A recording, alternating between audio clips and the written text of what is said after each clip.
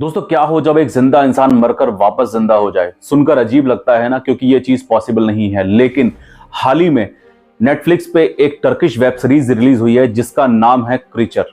ये कहानी है एक ऐसे इंसान की जो अपनी जिंदगी में डॉक्टर बनना चाहता है, जिसके सपने बहुत ज्यादा बड़े हैं। लेकिन बचपन में कहीं ना कहीं उसने ये सुन लिया होता है और पढ़ लिया होता है कि किसी मरे हुए इंसान को जिंदा किया जा सकता है। लेकिन उसको नहीं पता होता कि ये जो सोच उसकी है वो आगे चलकर उसके लिए कितनी बड़ी प्रॉब्लम क्रिएट करने वाली है। सो हेलो दोस्तों, मेरा नाम है Rahul Chaudhary and you are watching our channel Filmi Nazariya.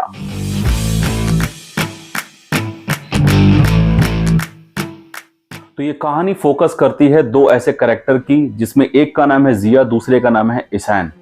तो जिया अपनी डॉक्टरी पूरी करने के लिए इस्तांबुल आते हैं, जहां कॉलेज में वहां के डॉक्टर्स और उनके तौर तरीके उसको समझ नहीं आते, बिकॉज उसकी सोच दूसरों से बहुत अलग होती है।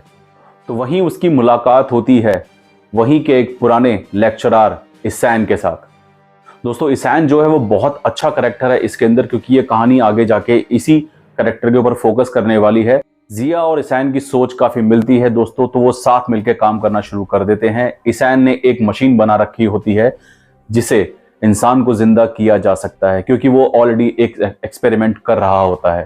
पहले तो वो एक्सपेरिमेंट एक जानवर के ऊपर करते हैं जो अनसक्सेसफुल हो जाता है। तो जिया के दिमाग में एक आइडिया आता है कि क्यों ना इसको हम लोग किसी इंसान के ऊपर ट्राई करें, जिसके लिए वो काफी हथकंडे आजमाते हैं और दोस्तों वो कब्रिस्तान से एक लाश को भी चुरा के ले आते हैं। इतना सब करने के बाद भी दोस्तों उनकी लैब में एक हादसा हो जाता है जिसमें ईशान की मौत हो जाती है।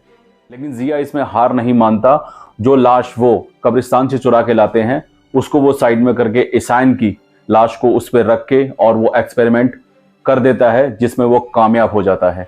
लेकिन दोस्तों ये देखना बहुत इंटरेस्टिंग है, बिकॉज जिस ईशान को वो जिंदा करता है वो एक्चुअली वो ईशान नहीं रह पाता और वो बन जाता है एक जिंदा लाश। और ये सब देख के जिया इतना ज्यादा घबरा जाता है कि उसको समझ ही नहीं आता कि अब उसे करना क्या है। तो वो एक आइडिया लगाता है दोस्तों कि जिस लैब में वो एक्चुअली एक्सपेरिमेंट कर रहे होते हैं उस लैब से वो ईशान को निकालता है बाहर, और जिस लाश को वो कब्रिस्तान से लेके आते हैं उसको उस लैब में छोड़ के और पूरी लैब को आग लगा देता है, और वो उस जगह को छोड़कर भाग जाता है और ईशान को ऐसे ही छोड़ देता है। तो दोस्तों ये देखना काफी इंटरेस्टिंग है वेब सीरीज में, क्योंकि इसके बाद शुरू होती है ईशान, जिसको वो जिंदा कर देता है, जिसको ना बोलना आता है, ना खाना आता है, ना चलना आता है। तो वो किस तरीके से इस वेब सीरीज में सरवाइव करता है, ये इस वेब सीरीज में देखना काफी इंटरेस्टिंग है।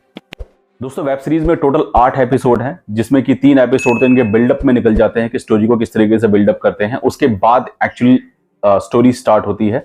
वेब सीरीज क्वाइट इंटरेस्टिंग है। जिनको स्लो ड्रामा काफी पसंद है तो ये वेब सीरीज उनको काफी अच्छे लगने वाली है, लेकिन जिनको फास्ट ड्रामा काफी पसंद है तो वो ये वेब सीरीज ना देखे तो अच्छा है, क्योंकि उनको शायद हो सकता है ये वेब सीरीज थोड़ी सी बोर लगे।